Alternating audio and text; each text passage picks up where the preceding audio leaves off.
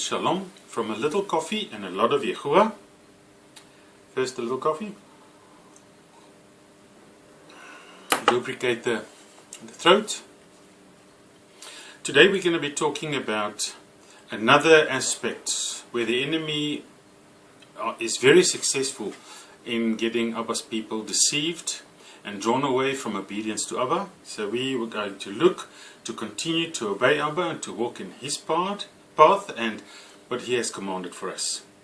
I'd like to start off with reading from the Psalm 78. We're going to read verse 1, 6 and 7. My people, give ear to my Torah. Incline your ears to the words of my mouth, that it might be known to a generation to come, to children who would be born, to rise up and relate them to their children, and place their trust in Elohim, and not forget the works of El, but watch over his commands. So what we see here is that Abba tells us to give ear to his Torah, that we have to teach our children, and our children will teach their children, and so it will go through the generations, and that we must put our trust in Abba, but we must watch over his commands. I've said this before in my previous talks, that Abba's word is there for us to learn from. He gives us examples that happened with his children in the past, and we must learn from that. So what we see now, what we're going to be talking about, is the first sin of man. And the first sin of man, if you think about that, was to eat of what they were not supposed to eat. So they disobeyed Abba's dietary laws. Let's have a look. It says here in Genesis 3 verse 7, and to the man he said, because you have listened to the voice of your wife, and have eaten of the tree of which I commanded you, saying, do not eat of it. Cursed is the ground because of you. In toil you are to eat of it all the days of your life. And the ground shall bring forth thorns and thistles for you, and you shall eat the plants of the field. So we see here, through disobedience of breaking Abba's dietary law, the earth was cursed. Now if Abba took it serious then, he will take it serious now. If he tells us we must eat this, we eat that. If he tells us we do not eat this, we do not eat that. Because Abba takes this very serious. And this first sin, which might seem to many people as something small, required the sacrifice of the life of an animal, because it was a blood sacrifice. Genesis 3 verse 21. And Yahuah Elohim made coats of skin for the man and his wife, and he dressed them. So he had to kill an animal to be able to give them coats of skin.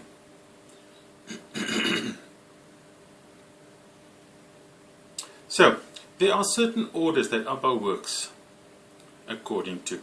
And the first one is that he gave man and animal to eat of the plants of the field.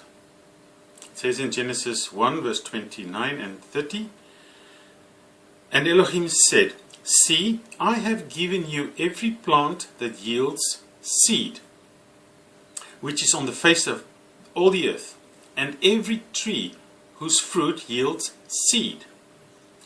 To you is for food, and to every beast of the earth, and to every bird of the heavens, and to every creeping creature on the earth, in which there is life, every green plant is for food. And it came to be so. So all the animals and man ate of plants and trees that bear seed. So if you give that a bit of a thought, mushrooms won't be part of the dietary law. In the time of Noah, they knew, and probably from Adam and Chava already, but it comes clear in scripture with Noah, that there are clean and unclean animals. In Genesis 7 verse 2 we read, "Of all the clean beasts, take with you 7 pairs, a male and his female. And of the beasts that are unclean, 2, a male and his female." At that point, that is what Abba said. So there was an understanding that there were clean and unclean animals. From after the flood, Abba made it clear that now man is to eat meat. We will read this in Genesis 9 verse 2 and 3. "And the fear of you and the dread of you is on every beast of the earth, on every bird of the heavens, on all that creeps on the ground, and on all the fish of the sea. Into your hand they've been given. Every moving creature that lives is for food for you. I have given you all, as I gave the green plants." So Abba says, like he did with the plants, that they were to eat of only plants, all the plants, and now he says, now you have animals that you will eat of. But it comes with a very specific warning. It says in Genesis 9 verse 4, "But do not eat flesh with its life, its blood." That is really important. Abba sees blood as life. Why? When Yahushua was put on the stake, his blood was his life that saved us. And we've learned this from the beginning, that this is important. So if you eat your steak rare, beware, because there's to be no blood in it. So we have to make a distinction between clean and unclean. And we're going to read from Leviticus 10, verse 10 and 11.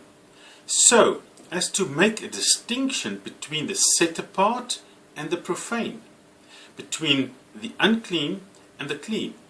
So can you see that clean is set apart to Yahuah and unclean is profane? We must really understand that. And the picture is that we who serve Abba, walk according to his commands, are set apart to him. We do not dwell with the profane. So Abba makes a clear line or a distinction between what is right, what is wrong, what is good, what is bad, what is clean, what is unclean, what is set apart, what is profane.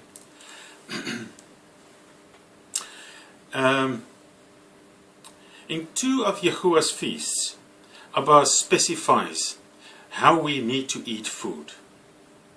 So if we look at Leviticus 23 verse 5, "In the first month of the 14th day of the month, between the evenings, it is the Passover to Yahuah." Then we're going to go to Exodus 12 verse 3. "Speak to all the congregation of Israel, saying, on the 10th day of this month, each one of them is to take for himself a lamb, according to the house of his father, a lamb for a household." And then we're going to go on to Exodus 12 verse 5, and Abba's being very specific here. "Let the lamb be a perfect one, a year-old male. Take it from the sheep or from the goats." So, for Passover, a law, we must eat lamb. Preparation day. Let's have a look at what in Mark 14:12 we read. Now, it's important, if you read from your Bible or from your scriptures, there is possibly a translation error. It does say in the Bible that on the first day of unleavened bread, which is impossible, because they could not have done Passover on the first day of unleavened bread, because the first day of unleavened bread is a High Sabbath. And the Passover lamb was prepared on the preparation day, on the 14th day. So it should read, "And on the day before unleavened bread, when they were slaughtering the Passover lamb, his taught one said to him, 'Where do you wish us to go and prepare for you to eat the Passover?'" See? Passover, lamb. Not beef, not pig. They had to slaughter the lamb. Again, on unleavened bread, on the celebration of the Passover, the first high day is unleavened bread. And there again, Abba is very specific of what we must eat. He says in Leviticus 23 verse 6 and 7, and on the 15th day of this month is the festival of unleavened bread to Yahuah. 7 days you are to eat unleavened bread. On the first day you have a set apart gathering. You do no servile work. So this is very clear, that on unleavened bread you cannot prepare for the Passover meal. And that is why in Mark, and you find it in Matthew as well, that those are translation errors. So if Abba is this specific, we dare not disobey his word for us. And this disobedience with food gets Abba very angry. And we're going to read 2 sections in Isaiah from chapter 65 and 66, but just a few verses in each. Starting from verse 1, we're going to read to verse 5. And please listen and hear Abba's love and compassion and disappointment in these 5 verses. I have let myself to be inquired of. It was open. Not by those who asked. I was found. Not by those who sought me. I said, here I am, to a nation not calling on my name. I have held out my hands all day long to a stubborn people who walk in a way that is not good, after their own thoughts.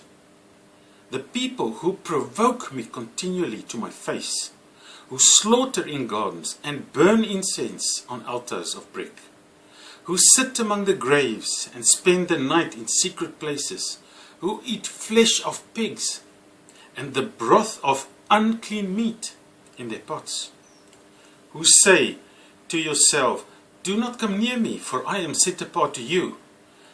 These are smoke in my nostrils, a fire that burns all day. Oh, I can feel it in my heart. Let's read further from Isaiah 66, from verse 14 to 17. And it's a very similar trend. And you shall see, and your heart shall rejoice, and your own bones flourish as tender grass. And the hand of Yahuah shall be known to his servants, and his displeasure to his enemies. To those who disobey him, they become his enemies. Verse 15. For look, Yahuah comes with fire and with his chariots like a whirlwind, to render his displeasure with burning and his rebuke with flames of fire. For by fire and by his sword Yahuah shall judge all flesh, and the slain of Yahuah shall be many. Those who set themselves apart and cleanse themselves at the gardens, after one in the midst, eating flesh of pigs, and the abomination and the mouse are snatched away together, declares Yahuah. This makes it very clear. And Abba specifically mentioned pig.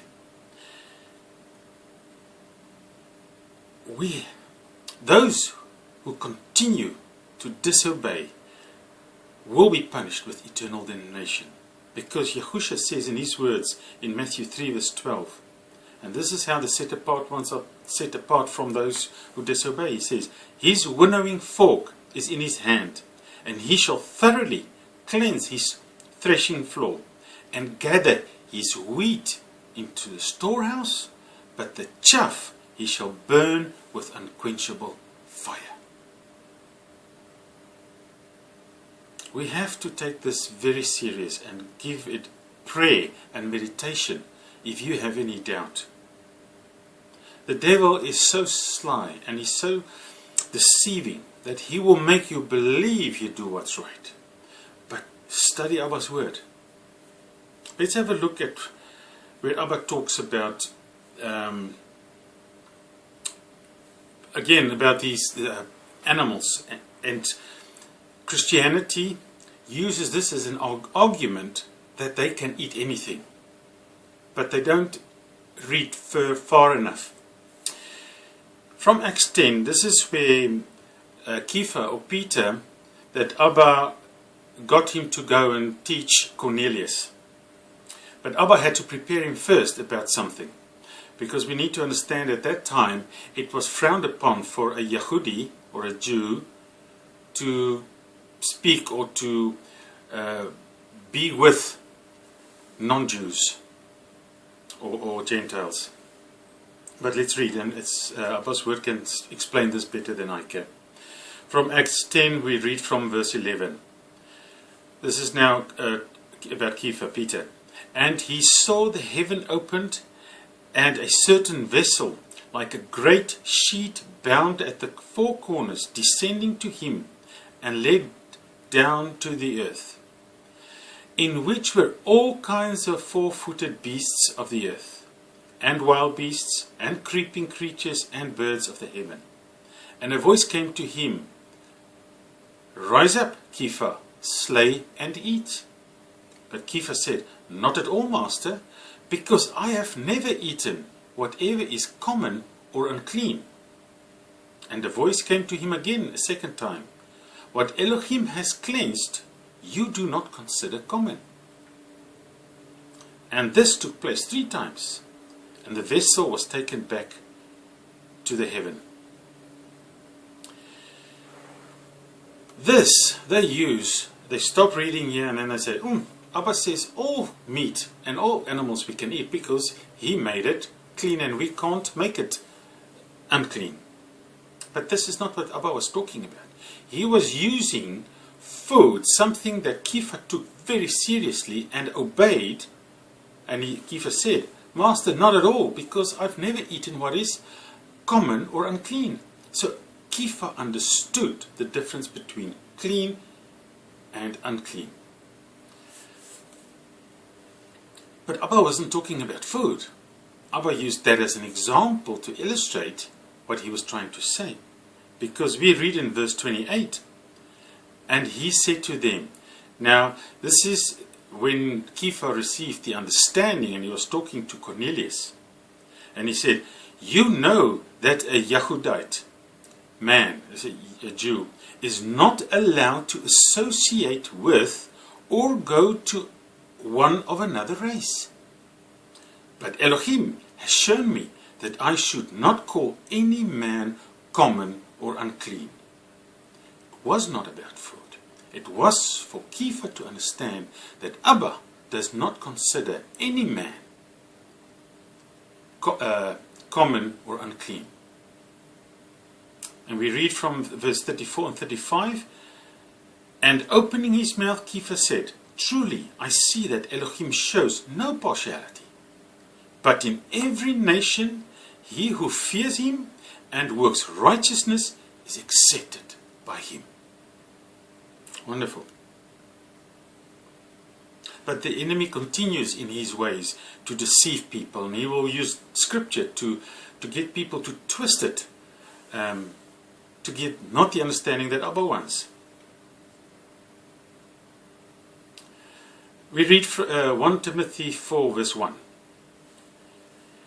But the Spirit distinctly says that in the latter times some shall fall away from belief, paying attention to misleading spirits and teachings of demons. Abba's word says here that his Spirit, his Ruach, is saying distinctly that people will be misled by misleading spirits and teachings of demons. So we must be alert and focus on what Abba's desire is. So if we keep those words just in mind, I would like to remind you of the following. Malachi 3 verse 6. For I am Yahuah, I shall not change. Psalm 89:34. I shall not profane my covenant, neither would I change what has gone out from my lips. Numbers 23:19. Al is not a man to lie, nor a son of man to repent, for he is not a man that he should relent. Abba does not lie, He does not change his mind. He will not profane his covenant. Listen to this one. Beautiful. In Hebrews 6 verse 17 and 18. In this way, Elohim, resolving to show even more clearly to the heirs of promise, that's us, the unchangeableness of his purpose, confirmed by an oath. He is unchangeable, and he confirms it by an oath. And continues, so that by two unchangeable matters, in which it is impossible for Elohim to lie, we might have strong encouragement, we who have fled for refuge, to lay hold of the expectation set before us. So I was talking about two unchangeable matters. Let's have a look at that. We read Yahushua's words. And one of them, one learned in the Torah, did question him, that's Yahushua saying, Teacher, which is the great command in the Torah? And Yahushua said to him, You shall love Yahuah your Elohim with all your heart, with all your being, and with all your might. This is the first and the great command. That's one thing that's unchangeable, will never change. And in this command, we find that there is only one Yahuah. You will not have any other mighty ones before his face. You shall not bring his name to naught, and you shall guard the Sabbath. Those four things, if you love Yahuah, you will keep. And then Yahushua carries on and he says, Matthew 22:39, and the second unchangeable thing is like it. You shall love your neighbor as yourself. Now, if you love your neighbor, the last 6 of the commands will apply to you. That is, that you will respect your father and your mother, you will not murder, you will not commit adultery, you will not steal, you will not lie, and you shall not covet. Then you obey Abba's word and you will love your neighbor. And then Yahushua says, on these 2 commands, unchangeable matters, hang all the Torah and the prophets. And then let's read in what says Romans 3 verse 31. Do we then nullify the Torah through the belief? Let it not be. On the contrary, we establish Torah.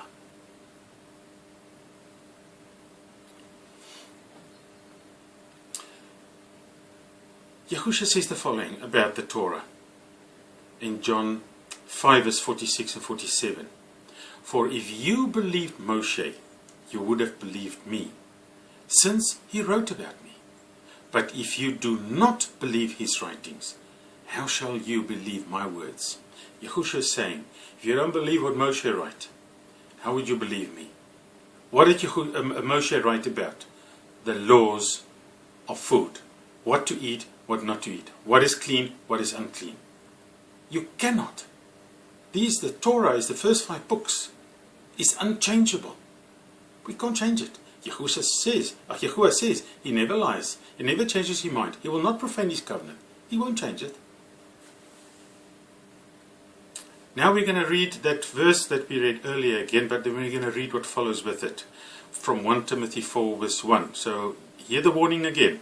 But the Spirit distinctly says that in the latter times some shall fall away from the belief, paying attention to misleading spirits and teachings of demons, speaking lies in hypocrisy, having been branded on their own conscience, forbidding to marry.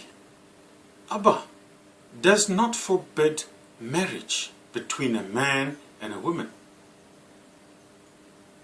saying to abstain from foods which Elohim created to be received with thanksgiving by those who believe and know the truth. Because every creature of Elohim is good, and none is to be rejected if it is received with thanksgiving. Now what they do is here, they say, everything that Abba created, every animal that Abba created is good. But they don't read the next verse. It says, for it is set apart by the word of Elohim in prayer. So what this verse is saying is that we are not to reject what Abba has created clean. I'm going to read this again. Forbidding to marry, saying to abstain from foods which Elohim created to be received with thanksgiving. Those foods that we received are the ones that are created for food. It's set apart for food. So created to be received. We cannot. With thanksgiving by those who believe and now know the truth. Because every creature of Elohim is good and none is to be rejected if it's received with thanksgiving, for it is set apart by the word of Elohim and prayer. So, the food set apart are all created good to eat. Abba has never said pig flesh is set apart. Clean food is set apart to Yahuah for us to eat. Like we are set apart to Him, He keeps us set apart by allowing us to eat set apart food. I don't know if you who are listening are on this road yet, but do yourself a favor when you go shopping. Go look at the meats and foods that where pig is involved in. Just the enormous amount of different types of meats, for processed meats. So much. And if you don't want to eat pork, if you want to buy yourself a beef sausage or a lamb sausage, you've got to watch out because it is very likely to be in pig's casing. Sweets for the children or for the grown-ups often has pig gelatin in it. Very difficult to, once you're on this road, to find something that is set apart to Yahuah, because the world is not set apart to Yahuah. So, now let's have a look at what Abba's word is about. We're getting closer to half an hour, so I'm nearly done. So I'm going to show you where it is. I really pray that you will hear and go study these chapters. We read from Leviticus 11, from verse 1. And Yahuah spoke to Moshe and to Aaron, saying to them, Speak to the children of Israel, saying, These are the living creatures which you do eat, among all the beasts that are on the earth. Now, meat, animals, right? It says, whatever has a split hoof, completely divided, so it must be the hoof must be completely divided, chewing the cud among the beasts, that you do eat. Chewing the cud is that when, like cattle, they eat and it comes back up and they chew it again. That's chewing the cud, right? And then it says, only these you eat. And then it says, only these you do not eat. And then it gives you a list of what you do not eat. And I'm not going to read all of it. I'll just mention some. It says the camel, because it chews the cud but does not have a split hoof. It's unclean. The rabbit, because it chews the cud but does not have a split hoof. And carries on. The hare, the pig. And it says, their flesh you do not eat, and their carcasses you do not touch. They are unclean to you. And then Abba goes on and he tells us about the waters, the rivers, the lakes, the sea. He says, anyone that has fins and scales in the waters, in the seas, on the rivers, you eat. Anything that does not have fins and scales, you stay away from. Prawns, you stay away from. Squid, you stay away from, because it doesn't have fins and scales. It's really simple. And then Abba goes on, he says he's talking about the birds and stuff, and here he mentions a whole lot. I'm not going to go through all of them for the time's sake, but it says, and these you do abominate among the birds. They are not eaten, they are an abomination. Then it starts with the eagle, the vulture, the black vulture, and it names them. Then it says here, and the hawk and the falcon after its kind. There's a key word. This, whenever it says after its kind, because you get so many different types of animals, if it says and after its kind, it will be all the different kinds of falcons. And every raven after its kind, then all the different types of ravens. And it carries on with ostrich, nighthawk, seagull, and it mentions the whole lot today. And then it moves on to insects, and then lizards, and reptiles, and rodents, etc. You can also find a list, and you need to look at both, because they do not completely overlap. There's information that you need to look for.